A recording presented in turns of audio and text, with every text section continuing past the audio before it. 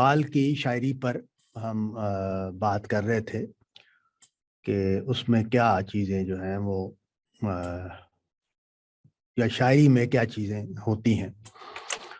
تو تھوڑی سی اقبال کی شاعری پر ہم بات کریں گے. میری پیش نظر یہ ہے، میں نے پہلے بھی بتایا تھا کہ میں جب پڑھا رہا ہوں تو میرا مقصد یہ ہے کہ جس چیز کی کمی ہمارے ہاں پیدا ہو گئی ہے اور بہت زیادہ جو لوگ ہیں وہ شاعری یا شاعرانہ یا فنون جن کو ہم کیا کہتے ہیں فنون لطیفہ، ان کے اندر اترنے یا ان سے متعلق ہونے کی صلاحیت کم سے کم ہوتی جا رہی ہے. اور جو خاص طور پر مشینوں نے جو ہماری زندگی میں آنا شروع کیا اور اس کے نتیجے میں جس کو ہم سوشل میڈیا کہہ رہے ہیں، اس کا جو سیلاب آیا ہے اس نے صورتحال کو مزید خراب کیا ہے. اور جو انسان کی شخصیت کی فیکلٹیز ہیں ان میں سے کچھ جو ہیں وہ ان کا استعمال بہت سطحی سطح پر رہ گیا ہے، اور اس میں جو وسعت یا گہرائی یا گیرائی ہے وہ کم سے کم ہوتی چلی جا رہی ہے.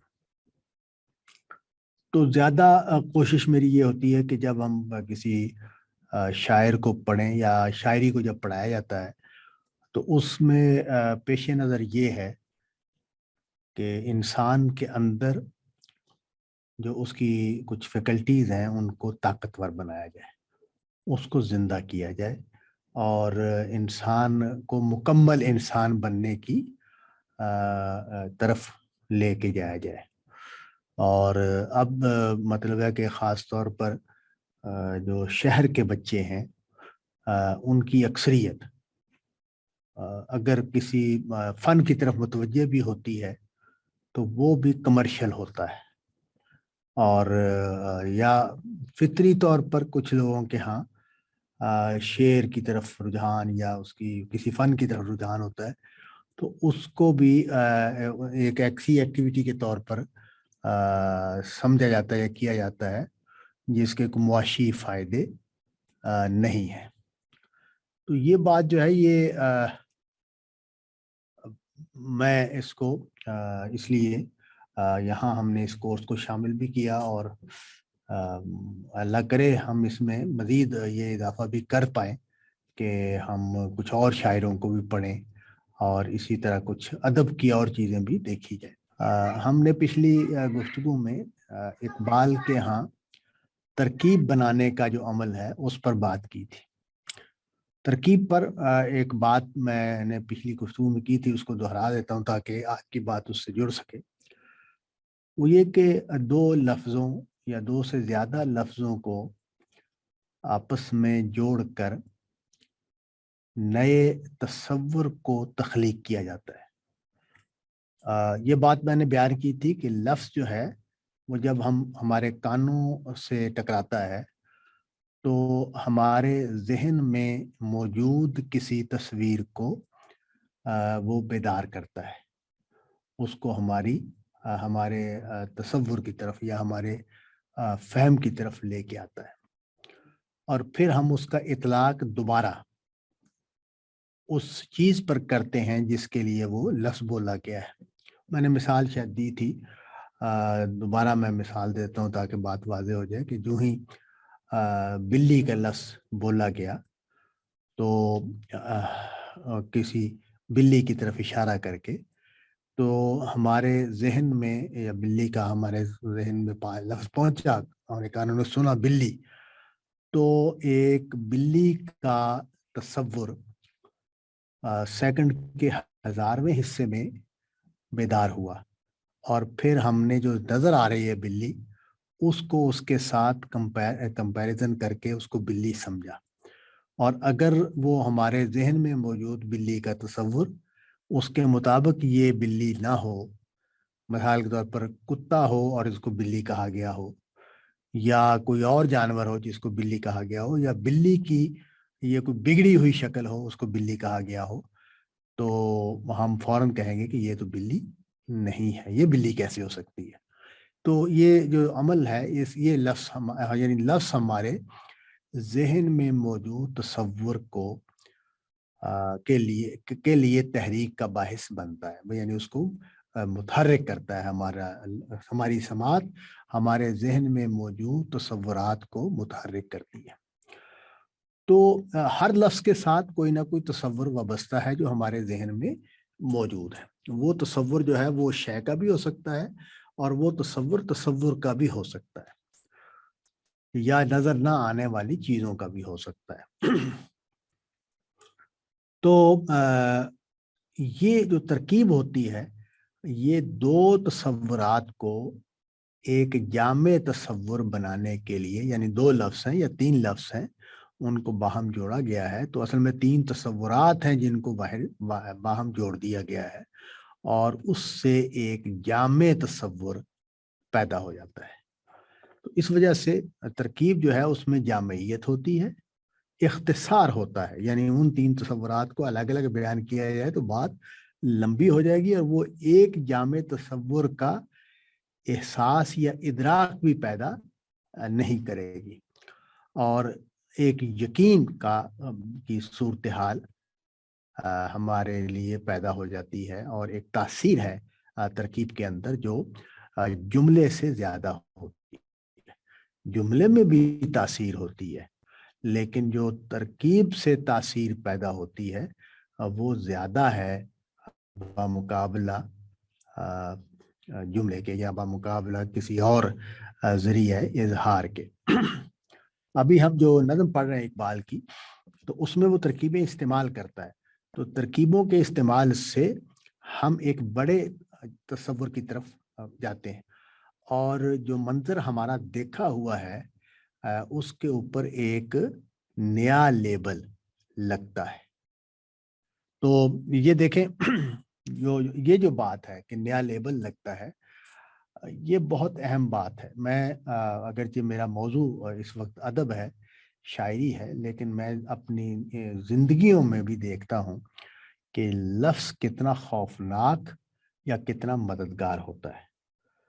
میں نے لفظ سانس بولا, تو سانس کا لفظ بولتے ہی ایک نیگیٹو تاثر میرے ذہن میں پیدا ہوا.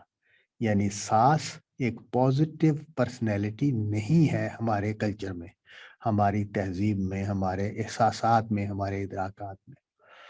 تو یوں ہی میں کہوں گا کہ یہ میری سانس ہیں, تو اس کے ساتھ ہی میرے اندر جو احساسات اور جذبات پیدا ہوئے ہیں, جو تاثیر میرے اندر پیدا, اوپر ہم نے لفظ تاثیر لکھا ہوا ہے, جو تاثیر میرے اندر پیدا ہوئی ہے وہ نیگیٹو ہے.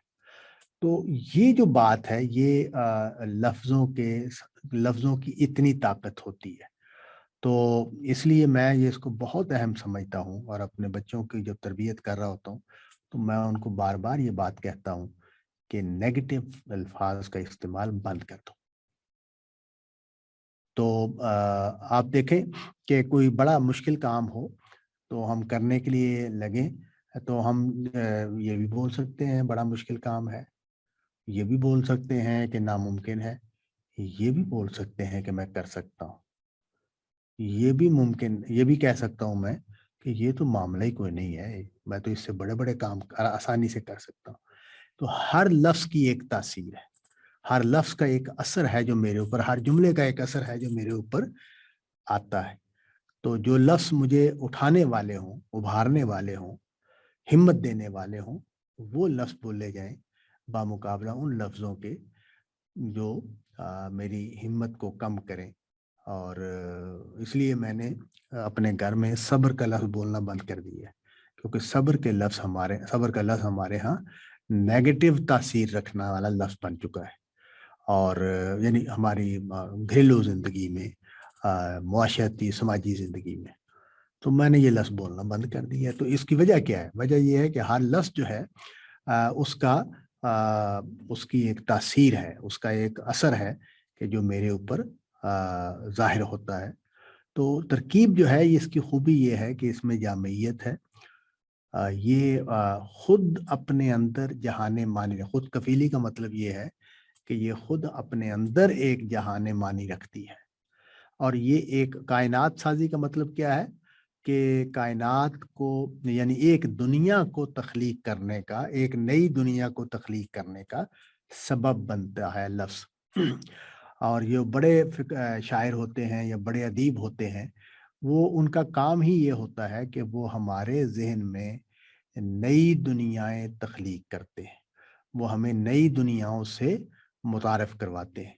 ان کا جو کام ہوتا ہے وہ یہ کہ وہ ہمارے تصورات کے افق کو بڑا کرتے ہیں، یعنی ہمارا جو تصورات کا افق ہے وہ جہاں ہم رہ رہے ہوتے ہیں اس کے مطابق ہوتا ہے۔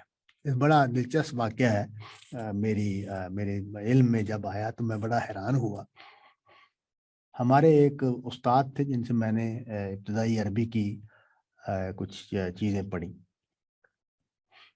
تو انہوں نے بتایا، وہ فخر سے بیان کر رہے تھے، وہ مذہبی آدمی تھے، تو فخر سے بیان کر رہے تھے اس بات کو کہ میری جو پھوپھی ہیں ان کو کسی ضرورت سے کسی دوسرے گھر میں جانا پڑا، تو انہوں نے صحن میں کھڑے ہو کر جب اوپر دیکھا تو انہوں نے کہا کہ ان کے گھر میں آسمان بڑا ہے۔ تو وہ فرق کیا تھا کہ ان کے گھر کا جو صحن تھا وہ چھوٹا تھا، تو اس صحن سے جو اتنا آسمان نظر آتا تھا اس سے بڑا آسمان انہوں نے آ کے ادھر دیکھا تو کہا کہ یہ آسمان بڑا ہے۔ تو یہ میں اس بات کی مثال دے رہا ہوں، وہ تو خیر پردے کا بتا رہے تھے کہ ہمارے ہاں اتنا پردہ کروایا جاتا ہے، لیکن وہ تو ہمارا موضوع نہیں ہے کہ وہ ٹھیک تھا یا غلط تھا۔ لیکن جو میں جو بات کہہ رہا ہوں وہ یہ کہ ترکیب جو ہے، اور یا بڑا ادیب جو ہے، وہ بڑا شاعر جو ہے، جیسے اقبال ہے، غالب ہے، یہ لوگ کیا کرتے ہیں کہ یہ ہمیں اسی طرح کے تجربے سے گزارتے ہیں کہ جو ہمارا چھوٹا آسمان ہے اس کو بڑے آسمان سے تبدیل کر دیتے ہیں، اور ہمارا شعور جو ہے وہ ایک نئے احساس اور ایک نئے تجربے سے گزرتا ہے، اور ہم اسی چیز کو جس کو ہم پہلے سے دیکھتے آ رہے ہیں، اب اس کو ایک اور زاویے سے، ایک اور اینگل سے دیکھنے کے قابل ہو جاتے ہیں، کیونکہ ہمیں ایک اور کھڑکی ہمارے لیے کھول دی گئی ہے۔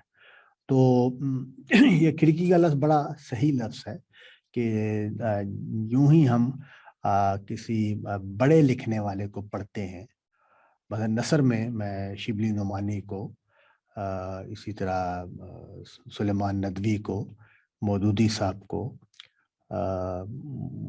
دینی حوالوں سے میں بات کر رہا ہوں، اور پھر اصلاحی صاحب کو، غامدی صاحب کو، اور اس طرح اور لوگ بھی ہیں، ان کو پڑھیں تو یہ کچھ کھڑکیاں، نئی کھڑکیاں ہمارے لیے کھولتے ہیں، جن مناظر سے ہم پہلے سے واقف نہیں ہوتے، یا جن مناظر کو ہم پہلے سے دیکھتے ہوئے آ رہے ہوتے ہیں، لیکن ان مناظر کی کچھ چیزیں ہماری نگاہ میں نہیں ہوتی۔ آپ اس بات سے واقف ہوں گے سارے لوگ کہ ہم چیزوں کو دیکھ رہے ہوتے ہیں لیکن ان کے کچھ اجزاء کو ہم نہیں دیکھتے۔ تو بڑی ہے تو لطیفے کی بات، لیکن میرے گھر میں میری والدہ نے مجھے سنایا کہ ایک عورت ان کے پاس آئی اور اس نے کہا جی میرے والد صاحب جو تھے وہ ڈینٹسٹ تھے، تو وہ ڈاکٹر کہلاتے ہیں، ہمارے ہاں ڈینٹسٹ بھی ڈاکٹر کہلاتے ہیں، تو اس نے کہا کہ میں نے ڈاکٹر صاحب سے ملنا ہے۔ تو میری والدہ نے بتایا کہ وہ فلاں ٹائم پہ آئیں گے، وہ چلی گئی۔ تو میرے والد صاحب آئے تو انہوں نے کہا کہ ایک عورت آئی تھی جو آپ سے ملنا چاہ رہی تھی۔ تو میرے والد صاحب نے کہا کہ جو اس کے فلاں جگہ پر تل تھا چہرے کے اوپر۔ تو میری امی بڑی حیران ہوئی کہ میں نے تو وہ نہیں دیکھا، تو انہوں نے کیسے دیکھ لیا، اور انہوں نے تھوڑا سا مذاق بھی میرے والد صاحب کا اڑایا۔ تو یہ دیکھنے والے کی آنکھ جو ہے بعض اوقات کچھ چیزوں کو دیکھتے، میری والدہ کی نظر اس تل پر نہیں گئی، میرے والد صاحب کی اس تل پر نظر گئی، اور تو یہ کیا فرق ہے؟ یہ یعنی میرے والد صاحب نے میری والدہ کو اس عورت کے چہرے پر بنا ہوا، لگا ہوا یا اگا ہوا تل دکھایا۔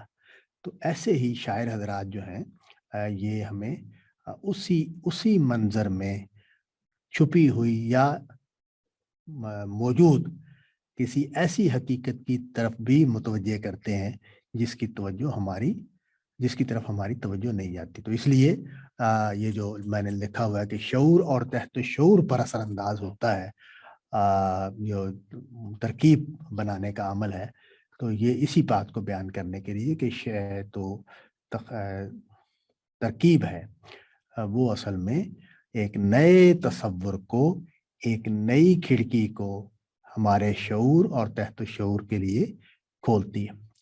یہ ہمیں معلوم ہے، ماہرین نفسیات یہ بتاتے ہیں کہ شعور میں آنے والی چیزیں تحت شعور میں سٹور ہو جاتی ہیں، اور پھر وہ ہمارے شعور کو گورن کرتی رہتی ہیں۔ تو اس لیے جس چیز کو ہم کہتے ہیں نا یہ ہمارا کلچر ہے، یہ ہماری تہذیب ہے، وہ اصل میں تحت شعور میں قائم تصورات ہیں جو ہمارے عمل پر اثر انداز ہوتے ہیں۔ تو اگلی بات اسی وجہ سے میں نے لکھی ہوئی ہے کہ اقبال نے اردو شاعری کے زمانی اور مکانی افق کو بے اندازہ وسیع کیا ہے۔ یعنی اردو شاعری میں جو زمان اور مکان جو ہیں یہ دو بڑے اہم لفظ ہیں۔ فلسفے میں بھی ان پر بڑا کلام کیا گیا ہے، لیکن ہم یہاں سادہ معنی میں بات کر رہے ہیں کہ جو میرے چاروں طرف جو کچھ موجود ہے یہ مکان ہے۔ میں جہاں رہتا ہوں، میں جس امت کا حصہ ہوں، میں جس خاندان کا حصہ ہوں، میں جس ملک کا شہری ہوں، یہ میرے مکان ہے، یہ میری رہنے والی میرا کلچر، میری تہذیب، وہ سب یہ مکان ہے۔ اور جو ہسٹری ہے میری، یا جو زمانے کا گزران ہے، زمانے کا گزرنا ہے، وہ بھی میرے اس کا حصہ ہے، میری شخصیت کا۔ تو اس کے جو افق ہیں ان کو، افق کا مطلب یہ ہے کہ میں جو کچھ دیکھتا ہوں اپنے سامنے بلندیوں کی طرف، وہ افق ہے۔ تو زمان کا بھی ایک افق ہے اور مکان کا بھی ایک افق ہے۔ اس میں بہت زیادہ وسعت پیدا کی ہے اقبال نے۔ حرکت اور تموج، روشنی اور حرارت اقبال کی شاعری کے 4 عناصر ہیں۔ اچھا، یہ جو بات ہے نا، یہ اس کا مطلب کیا ہے؟ دیکھیں اقبال جمود کے خلاف ہے، اقبال تاریکی کے خلاف ہے۔ اقبال کا مسئلہ ہی یہ ہے کہ وہ ہمیں آمادہ جد و جہد کرنا چاہتا ہے، وہ ہمیں کارگہ حیات میں اپنا کردار ادا کرنے کی طرف راغب کرنا چاہتا ہے۔ تو جو عام آدمی ہے وہ کمفرٹ زون میں رہنا چاہتا ہے۔ خاص طور پر ہماری خواتین کی اکثریت جو ہے وہ کمفرٹ زون چاہتی ہے۔ کمفرٹ زون کا مطلب یہ ہے کہ روٹین لائف اور سہولتیں، آسائشیں، آرائشیں یہ حاصل ہو جائے تو یہ سب کچھ حاصل ہو گیا۔ یعنی بر وقت دوا، علاج، خوراک، اور اچھی خوراک، اچھا علاج، اور اچھی رہائش، اور اچھا لباس، اور وہ اویلیبل رہے۔ اور تو یہ کیا ہے؟ یہ جمود ہے، یہ حرکت نہیں ہے۔ اور یہ صرف عورتوں کی بات میں نہیں کر رہا، یہ مردوں کے ہاں بھی اکثریت اسی میں مبتلا رہتی ہے۔ تو جو روزمرہ زندگی ہے اسی کی بہتری اور بہتری کے لیے جد و جہد جو ہے وہ ضرورت ہے، ورنہ وہ خود بخود حاصل ہو جائے تو یہ تمنا ہے۔ تو یہ کیا ہے؟ یہ جمود کی زندگی ہے، یہ ٹھہراؤ کی زندگی ہے، یہ سکون کی زندگی ہے۔ لیکن اقبال اس کے خلاف ہے، اور اقبال یہ کہتا ہے کہ نہیں، مجھے اپنے لیے کام کریٹ کرنے ہیں، اور وہ کام اس نے کریٹ کیا ہے، یعنی ہمیں وہ ایک کام کرنے کے لیے ابھارتا ہے۔ تو جو لوگ جن لوگوں کو اللہ نے یہ صلاحیت دی ہوتی ہے کہ وہ اپنے لیے کام کریٹ کرتے ہیں، تو وہ لیڈر ہوتے ہیں، وہ زمانے کو تبدیل کرنے والے ہوتے ہیں۔ اور جو لوگ یہ صلاحیت نہیں رکھتے، یہ لوگ اگر یہ لفظ بہت سخت ہے، برا ہے، لیکن اس کو شاید میرے ذہن میں اس وقت کوئی اور لفظ نہیں آ رہا، کہ وہ حیوانی زندگی جی رہے ہیں۔ جیسے بھیڑ بکری ہے تو اس کے لیے پوری زندگی یہ ہے کہ اس کو چارہ ملتا رہے اور اس کو حفاظت حاصل رہے اور اس کو کوئی تکلیف نہ آنے دی جائے، تو یہ بہترین زندگی ہے۔ تو یہ ہم اسی سطح پر جیتے رہتے ہیں۔ اقبال چونکہ ایک فکری شخصیت مواد رکھتا ہے، یعنی اس نے کچھ افکار پیش کیے ہیں، تو یہ افکار جو ہیں یہ خشک ہوتے ہیں۔ فکر ہمیشہ خشک مواد ہوتی ہے، لیکن اقبال کی کامیابی یہ ہے کہ اس نے انہی تصورات کو، جو خشک تصورات ہیں، اس کو اس نے دیدہ زیب بنا دیا ہے، یعنی آنکھوں کے لیے پرکشش بنا دیا۔ دیدہ زیب کا مطلب ہوتا ہے جو چیز آنکھوں کے لیے پرکشش ہو، اور دل انگیز بنا دیا، یعنی جو دل کو انوالو کر لے، دل کو بیدار کرے، دل کی دھڑکن کو بڑھا دے۔ تو وہ چیزیں اس نے اس طریقے سے ان کو بیان کیا ہے کہ اس کو، تو بعض اساتذہ کو اللہ نے یہ صلاحیت دی ہوتی ہے کہ وہ مشکل سے مشکل جو کنٹینٹ ہے اس کو جب پڑھاتے ہیں تو وہ اتنا دلکش اور دل آویز لگتا ہے کہ وہ اس کو بچے جو ہیں اس میں انوالو ہو جاتے ہیں۔ عقلی یا روحانی امور میں حسیاتی ذوق اور تلذذ اقبال کی شخصیت کا خاصہ ہے۔ یہ جملہ تھوڑا سا مشکل ہے، لیکن اس کو سمجھنا بہت ضروری ہے۔ دیکھیں، عقلی یا روحانی امور جو ہیں وہ کیا ہے؟ عقل جو ہے وہ نظر نہ آنے والی حقیقت تک پہنچنے کی صلاحیت رکھتی ہے، وہ ظاہر سے حقیقت تک سفر کرنے کی اہلیت رکھتی ہے، تو اس لیے ان امور کو عقلی امور کہا جاتا ہے۔ اور کچھ امور وہ ہیں جو عقلی نہیں ہیں، وہ ظاہری ہیں۔ میں اس وقت ایک کمرے میں بیٹھا ہوا ہوں، اس میں اے سی چل رہا ہے، میرے سامنے کچھ کرسیاں پڑی ہوئی ہیں اور میرے سامنے کمپیوٹر پڑا ہوا ہے، تو یہ حسی امور ہے۔ اور میں اس سے پیچھے جو اس حقیقت ہے اس کی، وہ یہ کہ یہ ایک کلاس روم ہے، میں ایک ادارے میں بیٹھا ہوا ہوں اور جہاں میں اقبال کو پڑھا رہا ہوں، تو یہ عقلی امور ہے، یعنی یہ وہ امور ہیں جن کو میں نے اس کلاس روم میں، اس ماحول میں اپنے دریافت کیا ہے۔ یعنی اس کو، یہ دریافت کرنے کا لفظ لگتا ہے کہ جیسے کوئی میں نے سوچ سمجھ کیا، مگر میں صرف کہہ رہا ہوں کہ اس سے اوپر اٹھ کر اس ظاہری چیزوں کے اوپر جو حقیقت یا ان کے اندر جو حقیقت پائی جاتی ہے وہ بھی مجھے معلوم ہے، تو یہ عقلی امور۔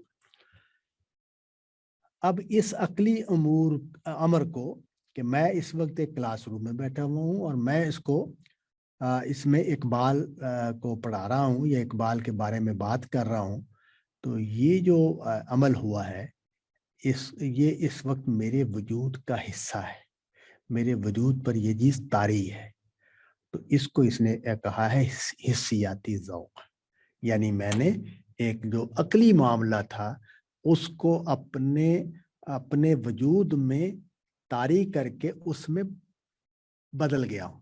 اب میں ایک استاد ہوں، اقبال میرا موضوع ہے اور میں اسی حال میں ہوں، اسی کیفیت میں ہوں، تو اس کو یہاں حسیاتی ذوق سے بیان کیا گیا ہے۔ اور تلذذ یعنی اب مجھے اس میں مزہ آ رہا ہے، میں اقبال کو پڑھاتے ہوئے मैं उस्ताद की सतह से बिहेव करते हुए एक कैफियत लज्जत में हूँ। तो इकबाल का कारनामा ये है कि वो अकली और रूहानी मामलात को हमारे लिए हिस्सी बना देते हैं, हमारे लिए लज्जत अंगेज बना देते हैं। अब वो उसमें हमें एक मज़ा आने लग जाता है। तो मतलब ये है कि हाँ, कभी-कभी अल्लाह ताला ऐसी नमाज की तौफीक देते हैं कि मैं ये महसूस करता हूँ कि मैं खुदा के हजूर में खड़ा हूँ। मैं जो सुभान रब्बियल अज़ीम कह रहा हूँ, तो मेरे ऊपर पूरी तरह तारी है कि मेरा रब बहुत अज़ीम है और वो हर चीज़ से पाक है। तो ये जो और इस कैफ़ियत में मेरे रोंगटे खड़े हो गए हैं या मेरी आँखों से आँसू निकल आए हैं या मैंने एक रंग में अपने आप को ढला हुआ महसूस किया है, तो ये हिस्सियाती ज़ौक़ और तलज़्ज़ुज़ है। तो ये जो चीज़ है इकबाल की शायरी से इसका भी हमें तजुर्बा होता है और ये जो काम है ये हमें गालिब के यहाँ भी मिलेगा एक ज़ाविये से, एक मीर के यहाँ और शायरों के यहाँ भी हमें मिलेगा। हमारे जो मौदूदी साहब हैं और इसी तरह गामदी साहब और इस्लाही साहब मैं जो शिबली हैं या सुलेमान नदवी साहब हैं या दूसरे उलमा जो लिखते हैं, उसमें मुझे ये चीज़ें कम नज़र आती हैं। तो ख़ास तौर पर मैं देखता हूँ कि मौलाना मौदूदी और मौलाना इस्लाही, वो जब चीज़ों को लिखते हैं, तो वो हिस्सी ज़ौक़ और तलज़्ज़ुज़ का तजुर्बा भी कराते हैं। हमारी बदकिस्मती ये है कि हम उलमा को जब पढ़ते हैं, तो आम तौर पर हम मालूमात के लिए पढ़ते हैं। लेकिन ये जो दोनों तीनों बुज़ुर्ग जिनके मैंने नाम लिए हैं, इनके यहाँ लिखने में ये खूबी पाई जाती है कि ये एक ज़ौक़ और एक लज़्ज़त अंगेज़ी का उन्सर पैदा करते हैं। तो अब चौथा बंद आज हम देखेंगे। अब्र के हाथों में रहवारे हवा के वास्ते, ताज़ियाना दे दिया बरके सरे कोहसार ने। ऐ हमाला कोई बाज़ीगाह है तू भी जिसे, दस्ते कुदरत ने बनाया है अनासिर के लिए।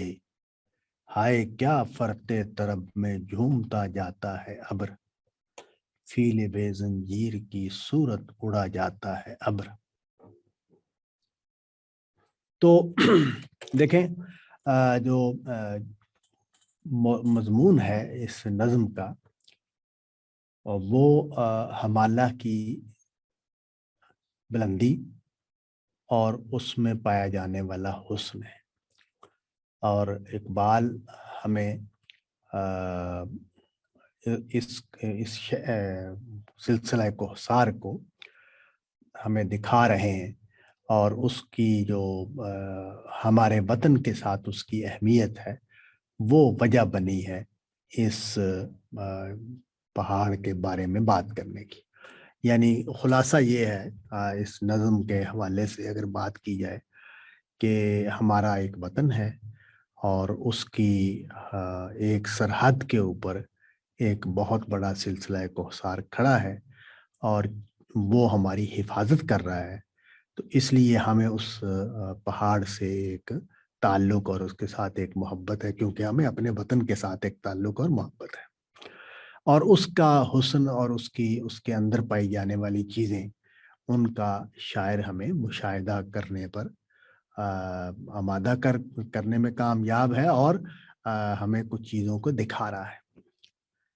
तो अब देखिए इस बंद में इकबाल ने क्या कहा है। अब्र के हाथों में रहवारे हवा के वास्ते, ताज़ियाना दे दिया बरके सरे कोहसार ने। तो एक मंजर जो हम रोज देखते हैं कि बादल कड़कते हैं, बादल चमकते हैं, और जब बादल कड़कते हैं तो गोया एक कोड़ा है, ताज़ियाना है, जो किसी को मारा गया है। अब आप देखें कि जो ताज़ियाना है वो चमड़े की रस्सी होती है जिसको जब मारा जाता है तो वो एक खास तरीके से उसको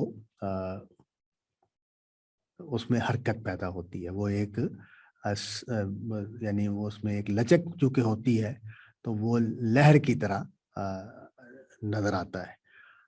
तो और उसकी चोट जो है वो बड़ी सख्त होती है और आम तौर पर घोड़े वाले के पास ये होता है, तो इसलिए राहवार का लफ्ज़ इस्तेमाल किया। अब देखें, एक मुशाहिदा जो हमने किया हुआ है कि घोड़े का सवार जो है उसके पास एक ताजियाना है जो चमड़े की रस्सी है और वो उसको मारता है, और वो जब मारता है तो वो उसकी मर्जी के मुताबिक, उसके हुक्म के मुताबिक चलने लग जाता है और गोया ये उसके लिए सज़ा है अगर वो थोड़ी सी अड़ी करता है या उस तरह नहीं चलता जैसे कि मालिक उसको चला रहा है। तो ये तस्वीर है जिसको इकबाल ने उठाया और इस तस्वीर को एक बड़ी तस्वीर में बदल दिया। वो तस्वीर क्या है कि जो सवार है वो बादल है, हवा जो है वो घोड़ा है, और इन बादलों को अपने इस घोड़े को लेकर जाना है उस तरफ जहां बादलों ने बरसना है। तो अगर ये कभी ये जो घोड़ा है, हवा का घोड़ा, ये अड़ी करता है या सही रास्ते पर नहीं चलता तो बादल उसको कोड़ा मारते हैं। तो ये देखें कितना खूबसूरत जो है ना वो मंजर बन गया है कि अब्र के हाथों में रहवारे हवा के वास्ते। और ये ताजियाना किसने दिया है? ये ताजियाना दिया है इसी पहाड़ की चोटी ने। ताजियाना दे दिया है बरके सरे कोहसार में। सरे कोहसार के ऊपर जो बर्क है, बिजली है, उसने रहवार के हाथों में आकर गोया उसको कोड़ा दे दिया है कि वो ताजियाना दे दिया है कि वो इस अड़ियल घोड़े, हवा के अड़ियल घोड़े को उससे अपने काबू में लाए। तो एक मंजर सादा सा मंजर कि बिजली कड़कती है बादलों में, और उसकी साइंसी तौजीह हमें मालूम है कि उसकी साइंसी तौजीह क्या है कि बादलों में चार्ज होता है, नेगेटिव और पॉजिटिव, और जब वो इकट्ठे होते हैं तो उस नेगेटिव पॉजिटिव चार्ज की वजह से कड़क पैदा होती है। तो अब इकबाल ने उसी चीज को कि जो एक सादा वाकया है, एक साइंटिफिक या साइंसी अमल है जो हुआ है, उसको एक खूबसूरत मंजर में तब्दील कर दिया और उसकी गरज जो है वो रहवार के चलाने वाले के हाथ में पकड़ा दी है कि बादल जो हैं वो उन्होंने दुनिया को सैराब करना है, उन्होंने खुश्क इलाकों को पानी देना है, वहाँ उन्होंने पानी पहुँचाना। उनकी जिम्मेदारी ये है कि वो उन इलाकों तक पानी को पहुँचा दें जहाँ पानी नहीं पहुँचा हुआ है या जहाँ पानी की ज़रूरत है, खुश्क इलाके पड़े हुए हैं। तो वो अब हवा के घोड़े पर सवार होकर वहाँ पहुँचेंगे, और हवा जो है उनकी मर्जी के मुताबिक अगर नहीं चलेगी तो वो उसको कोड़ा मार के उसको सीधे रुख पर चलाएंगे। तो एक मादी अमल को एक मानवी अमल बना दिया। तो शायर ये करते हैं, इकबाल के यहाँ ये बहुत है, इसकी बहुत मिसालें हैं कि इकबाल जो है एक मादी अमल को एक मानवी अमल बना देता है। ए हमाला कोई बाजी गाह है तू भी जिसे दस्ते कुदरत ने बनाया है अनासिर के लिए। अच्छा, दूसरी बात क्या है? दूसरी बात, अब एक मंजर को बयान कर दिया, अब दूसरा मंजर है। पिछले बंद में भी यही था कि इकबाल जो है उनकी निगाह मुख्तलिफ मनाजिर पर पड़ रही है और उसको डिस्क्राइब कर रहे हैं, उसको वो बयान कर रहे हैं। तो ये मंजर निगारी में ये काम भी होता है شاعر حضرات کے ہاں کہ وہ نگاہ کے پھرنے سے نئے مضامین ان کے ہاں پیدا ہوتے ہیں۔ ایک تو شکل یہ ہو سکتی ہے کہ ہم ایک ہی منظر کو بیان کریں اور اس کی تفصیل میں جائیں، تو وہ بھی اس طرح کی نظمیں بھی ہیں، لیکن یہ جو نظم ہے اقبال کی، اس میں یہ نظر آتا ہے کہ اقبال ایک چونکہ بڑے منظر کو موضوع بنایا ہے، یہ سلسلہ ایک کوثار ہے، اس میں بہت ساری چیزیں ہیں جن کو دیکھنا چاہیے، جن کا مشاہدہ کرنا چاہیے، تو اقبال اسی عمل میں لگے ہوئے ہیں۔ اے ہمالا کوئی بازی گاہ ہے تو بھی جسے دست قدرت نے بنایا ہے عناصر کے لیے۔ بازی گاہ یہ بڑا اہم لفظ ہے۔ بازی گاہ ویسے تو کھیل کی جگہ ہے، کھیل کا میدان ہے، لیکن یہ اردو شاعری، فارسی شاعری، انگریزی شاعری میں بھی، ہر زبان میں شاعری کہنا چاہیے، شاعری میں یہ ہوتا ہے کہ جو الفاظ ہوتے ہیں وہ اپنے جو متعلقات ہیں، ان کے ساتھ جو جڑی ہوئی چیزیں ہیں، ان سے مجرد ہو جاتے ہیں، تجرید ہو جاتی ہے۔ تو مجرد ہونا یا تجرید ہونے کا مطلب یہ ہے کہ جو ان کی ظاہری صورت ہے وہ ختم ہو جاتی ہے۔ تو مثال کے طور پر میں نے لفظ بولا لباس، تو لباس جو ہے وہ اس میں رنگ بھی ہوگا، اس میں کوئی کپڑا بھی ہوگا، اس میں کوئی چیزیں بھی لگی ہوں گی، اس کی سلائی بھی کی ہوئی ہوگی، اس کا کوئی سائز بھی ہوگا، تو اس کی مادی کچھ چیزیں ہوں گی۔ لیکن میں نے لباس کا لفظ کو اٹھایا اور ایک مجرد معنی میں، تجریدی معنی میں بیان کر دیا، جیسے قرآن مجید نے کیا یہ کام کہ عورت کو مرد کا لباس اور مرد کو عورت کا لباس قرار دیا۔ تو یہاں لباس کا لفظ جو ہے وہ اس اپنے علائق سے، اپنے متعلقات سے مجرد ہو کے استعمال کر دیا گیا ہے۔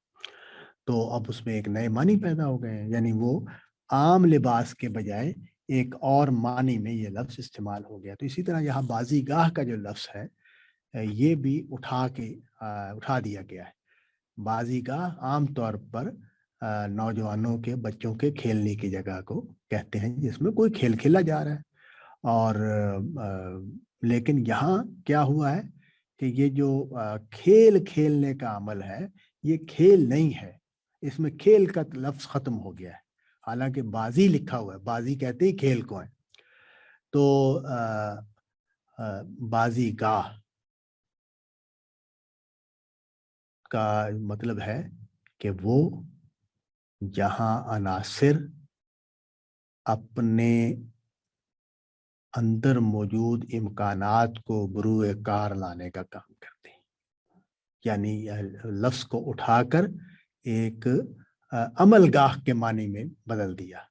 بازی گاہ میں بھی ایک عمل ہوتا ہے، لیکن وہ عمل نتائج کے اعتبار سے بے معنی ہے۔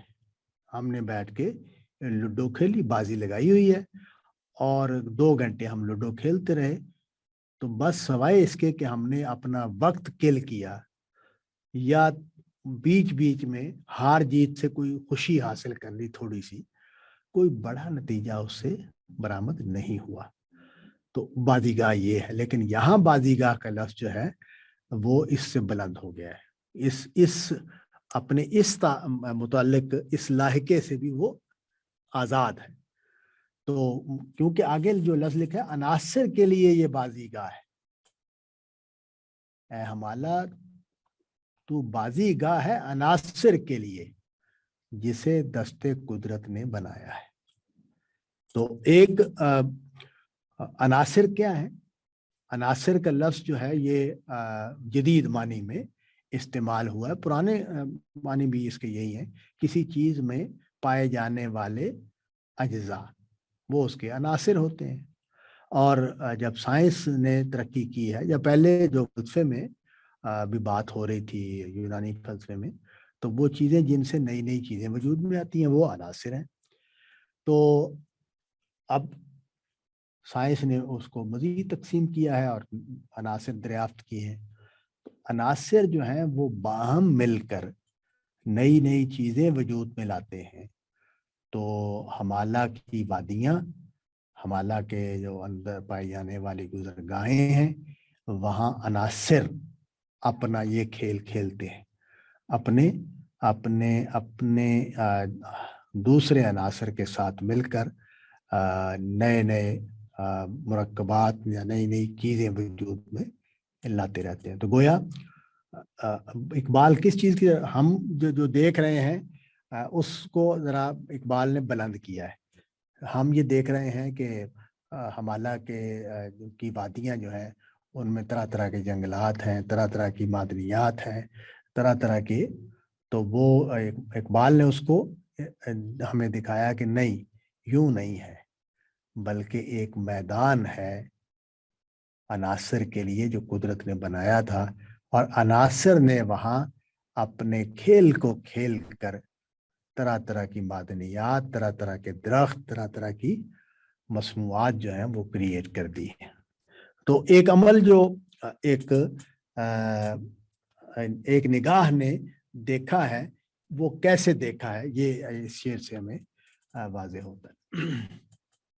ہائے کیا فرتے طرب میں جھومتا جاتا ہے ابر، فیل بے زنجیر کی صورت اڑا جاتا ہے ابر۔ تو اب دیکھیں فرتے طرب جو ہے یہ ترکیب بڑی خوبصورت ہے۔ اگر طرب کو ہٹا دے، یا ہائے کیا طرب میں جھومتا جاتا ہے ابر، تو جملہ اردو میں اگر سادہ اس کو اردو میں کر دیں کہ ابر جو ہے وہ خوشی میں جھومتا ہوا جا رہا ہے، تو بالکل بڑا ایک مکمل منظر ہے۔ جھومنے کا عمل جو ہے وہ خوشی میں ہوتا ہے، اور ابر جو ہے وہ جھومتا ہوا جا رہا ہے، لیکن اقبال نے اس کو بڑھا دیا۔ اقبال نے کیا، فرتے طرب، یعنی خوشی نہیں ہے، بہت زیادہ خوشی ہے۔ فرد کا مطلب ہے بہت زیادہ ہونا۔ افراط و تفریط لفظ آپ نے سنا ہوگا، افراط زر کا لفظ بھی بولا جاتا ہے ہمارے یہاں۔ تو فرتے طرب میں جھومتا جاتا ہے ابر، تو یہ جو فرتے طرب کیا ہے، یہ کیوں ہے، فرتے طرب کیوں ہے؟ اس لیے کہ بادل مالا مال ہے، وہ اس کی جھولی، اس کا دامن پانی سے بھرا ہوا ہے، اور وہ عطا کرنے کی کیفیت میں ہے، وہ دینے کی کیفیت میں ہے۔ دیکھیں کتنی خوبصورت بات ہے جو اس میں بیان ہو گئی ہے کہ جب کوئی شخص، کوئی انسان مالا مال ہو اور نچھاور کر دینے کی کیفیت میں ہو، تو وہ کس طرح اس کے ہاں فرتے طرب ہوتی ہے۔ ہائے کیا فرتے طرب میں جھومتا جاتا ہے ابر، فیل بے زنجیر کی صورت اڑا جاتا ہے ابر۔ اب یہ اگلے لائن میں تو تشبیہ ہے کہ یہ جو اڑنے کا عمل ہے اس طرح ہے جیسے ہاتھی کو زنجیر نہ پہنائی ہوئی ہو۔ فیل بے زنجیر، وہ ہاتھی جس کو زنجیر نہ پہنائی ہوئی ہو۔ اچھا، اب ہاتھی کو چلتے ہوئے دیکھیں، ضرور دیکھنا چاہیے، دیکھا بھی ہوگا آپ لوگوں نے۔ اب تو ہر چیز بڑی آسانی سے اویلیبل ہے یوٹیوب کے اوپر۔ تو ہاتھی کا جو اڑنا ہے، اس میں جو اس کا جسم ہے، اگر اس کو سامنے سے آتے ہوئے دیکھیں تو ایک تو اس کی سونڈ ہلتی ہوئی ہوتی ہے، اور دوسرا یہ کہ وہ لگتا یہ ہے کہ وہ اس کا پورا وجود ایک طرف ڈھلکتا ہے، پھر دوسری طرف ڈھلکتا ہے۔ تو یہ اس منظر کو اقبال نے بادل کے چلنے کے ساتھ مشابہ قرار دیا ہے۔ تو فیل بے زنجیر کی صورت اڑا جاتا ہے ابر۔ فیل بے زنجیر کیوں کہا؟ کہ اگر زنجیر ڈلی ہوئی ہوگی ہاتھی کو تو وہ اس کی محدود ہوگی حرکت جو ہے، لیکن اگر اس کے زنجیر نہیں ہے تو وہ جہاں چاہے جا سکتا ہے، جنگل میں جہاں تک جانا چاہے وہ جا سکتا ہے۔ تو اس کو بیان کیا کہ ہائے کیا فرتے طرب میں جھومتا جاتا ہے ابر۔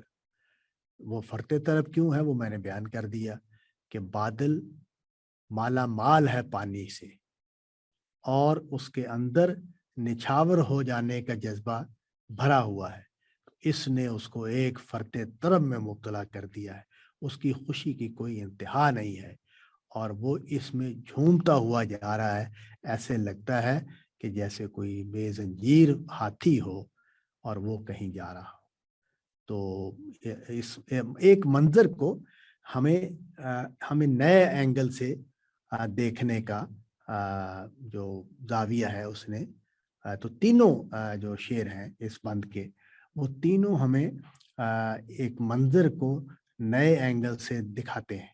ابر کے ہاتھوں میں رہوارے ہوا کے واسطے، تازیانہ دے دیا برکے سرے کوہسار نے، اے ہمالا کوئی بازی گاہ ہے تو بھی جسے دست قدرت نے بنایا ہے عناصر کے لیے، ہائے کیا فرتے طرب میں جھومتا جاتا ہے ابر، فیل بے زنجیر کی صورت اڑا جاتا ہے ابر۔ اوکے جی، بہت شکریہ، السلام علیکم۔ آج تو سارے لوگ بالکل چپ رہے ہیں، کسی نے کوئی بات نہیں کی۔ سر ہماری آواز ہی نہیں آ رہی آپ تک، تو ہم کیا بولیں؟